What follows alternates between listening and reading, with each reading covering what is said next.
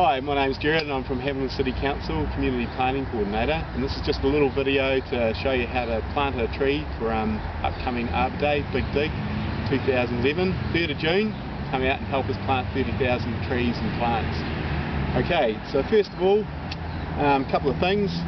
If you're not used to planting, it might be handy to bring along some gloves, just for your hands. It's going to be probably working in soil and that, so if you're going back to the office afterwards, it might be something that you might take with you. Other than that, if you don't need the gloves, we'll have something to help clean your hands when we're out there. Okay, so the other thing that we need for planting is a spade, or a tool to do the planting with. If you do have a chance to pick a spade before you come, try and pick one with these little pegs on it, and that'll save your shoes from actually getting wrecked. Now, these little pegs are for putting your feet on, putting pressure in, and I'll show you about that later on when we do the planting. The other thing is obviously some shoes, some good footwear. Gum boots would be good for the day, but white sand shoes, well, they might get a little bit dirty. Okay? Right, so now come to the plant. We're going to be planting 30,000 native plants, and this one here is a little plant called Co-ordinator robusta, and you can tell it's a Co-ordinator because underneath the leaf there's all these little pricks in it, and it's like that, just along the leaf margin. You've got these little wee pin pricks, and they're called domatia, and that's quite common on all of the Co-ordinators. Now, if you're one of the latte crowd, you might be interested to know that this is actually related to the coffee family, and if you look at the little seed on this, it looks exactly like a coffee bean. Okay, so we're going to be planting quite a few of these in this kind of size pot. Now, before we plant it, what we need to do is actually dig our hole. Now, I've got a little rule, and it's called square holes for round trees. There's a couple of reasons for that, and I'll explain them as I go. Square holes for a round tree is due to the fact that these plants are going to be in little round pots, a lot of them, and when we take it out of that pot and put it into the soil, we want those roots to spread right out. And so how we're going to do that is dig a square hole so that when the roots start growing out to the edge, they'll keep going. Whereas if we dig a round hole, and it's in clay especially, the tree roots will just keep going around and around and around like that. And to explain that, I'll just show you. I'm going to tip this plant up, and that's what I want you to do on the day, is actually tip your plant up, just squeeze gently the pot, and then pull the pot off. And you can see all those little roots now, all those fine roots. Now, those roots only have to be exposed for like 1 minute before they actually start desiccating. That means drying out.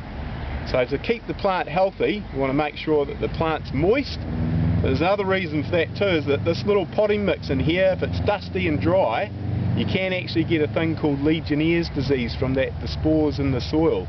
So that's one of the other reasons why we have the plants wetted down before you plant them. So if you pull off a pot like that and you see that it's really dry, just put the pot back on and we'll try and water it, okay?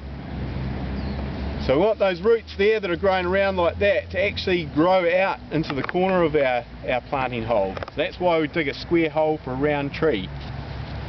The other rule is dig a $10 hole for a $1 tree. By that what I mean is dig a big hole. So we want to dig it at least twice the size of the plant. And then we take off the top turf. So we're going to keep that for later. And that's where you use those pegs, just push it in. So now I've got all the soil exposed, few little worms in there. Now don't take the worms out and leave them outside, just put them to the side with the soil. So you know, you wouldn't like to be taken out of your home. Okay, so what we need to do now is just dig out that hole. We're going to dig all that square hole out. And now we don't need to dig a hole to China. What we need to do is just actually loosen all the soil just down to the same depth that it is in the pot. Same depth as it is in the pot. So that's pretty good. Loosen up the soil on the bottom, so that's going to allow the roots to penetrate further. We only want to dig the hole really that deep. That's only as deep as we need it. We don't want it that deep. We're planting these plants, we're not burying them. Burying them's for dead things. We want these to grow. The real message today is planting one tree really well could actually last 1,000 years. But planting 1,000 trees poorly, they won't even last a year. So that's the message. Do it once and do it well. We've got 30,000 plants, but they'll all get planted if we have lots of help and energy. Okay? So take this pot out, plant out of the pot, like that. Place it into the hole with the roots. Now what we want to do is get it pretty much even with the ground. Okay? We can tickle the roots a little bit if they're really tightly in the pot, but that's really good like that. Try and put the plant kind of straight up. Don't be too fussy about that, but reasonably straight. And then what we're going to do is bring all that soil back in again, trying to keep those layers a little bit separated. So putting the soil back in as we found it in the hole, placing that all around, crush it up a little bit so it's nice and soft and friable for the roots to go through. Okay, and then now the last part of it is you can heel it in. Now you can either do that with your hands like that, or how we do it often is heel it in with the front of your foot. It sounds a little bit backward, but if we heel it in with the front of our foot, we're not going to crush too many of the roots. Or you could do what I call is just a little tree dance. Just you might want to hold the tree, maybe do a little karakia, wish the tree long life, and just heel it in, firming it into the ground. Now when it's planted properly, you'll be able to brush the whole plant. Place the turf with the grass coming upwards if you can. Okay? With the grass facing upwards. And then what we're going to do is just firm that in like that.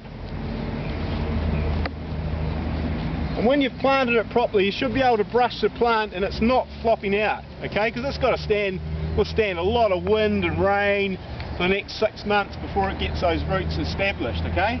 So when you planted your tree properly, it should be standing there in the ground quite firmly. Alright, and then pat yourself on the back as a job well done. Okay?